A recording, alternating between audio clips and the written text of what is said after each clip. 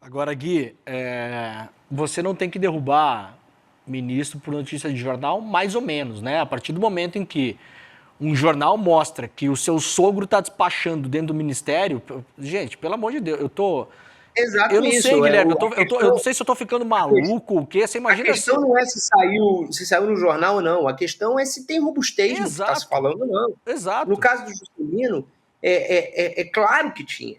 É claro que tinha.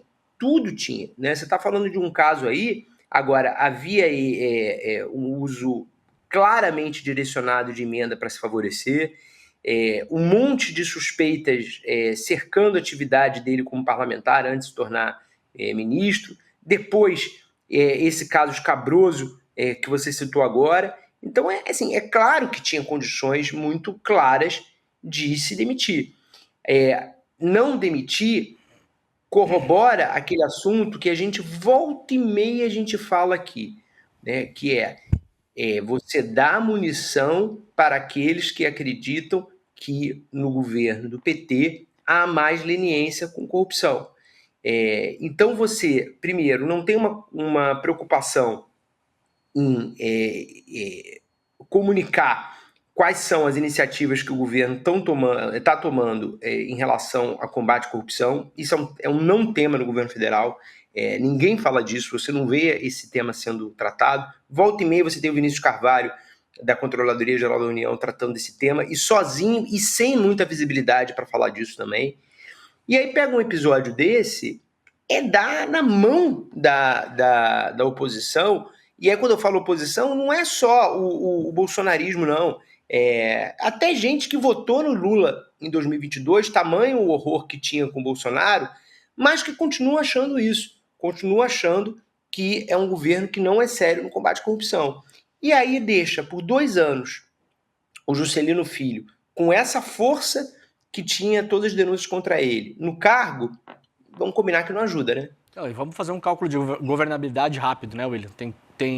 Quando você fala em governabilidade, isso não pode ser a palavra mágica para pode tudo, então. É tudo que o governo quiser é governabilidade. Pera lá, não é assim também. Como por um lado aqui ninguém é criança de achar que é apertar um botão e resolver um país, a gente entende que muitas vezes, quando você está numa posição de poder, você tem que estar negociando com vários tipos. Eu ia falar negociando com um gangster, mas como a gente está falando do Juscelino Filho, eu não estou falando dele, né? Mas assim, hipoteticamente, você tem que negociar com vários tipos de pessoas diferentes, vamos colocar assim, né? Faz parte do jogo que a gente vê sendo jogado todos os dias. Agora, Gui, se você for fazer um cálculo de governabilidade, a gente viu na semana passada o áudio que o ICL conseguiu, e a gente publicou várias matérias ao longo de vários dias, de uma reunião de um senador com os poderosos da Faria Lima.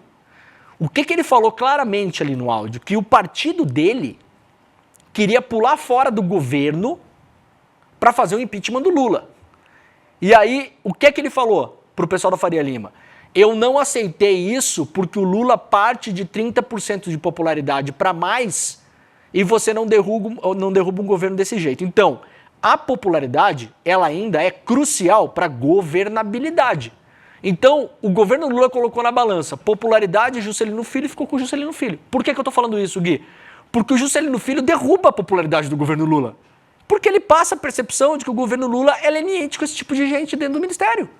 Quando você tem uma matéria mostrando que o sogro tá despachando de dentro do ministério, cara, e esse cara não cai, a sua governabilidade, que é organizada também pela popularidade, cai. Então, nessa balança, o governo ficou com o ministro. Não, com certeza. E assim, vamos colocar essa perda e esse ganho de popularidade numa balança, né? O que seria mais popular? Talvez diante de denúncias com essa solidez, o Lula virar e falar, olha, não é possível manter uma pessoa como essa no governo e demitir. Isso traz popularidade também. Isso você conquista, você mostra para pessoas que acham que o governo Lula é leniente com corrupção, você mostra uma mudança de postura. E a gente tende a colocar essas pessoas todas no mesmo balaio. Não são, assim, que tem muita gente que odeia o Bolsonaro, que tem horror de bolsonarista, pessoas de esquerda que não são conservadoras, não são de direita, mas tem essa leitura de que o governo é um governo leniente com corrupção. E aí você levanta para a oposição cortar numa situação dessa.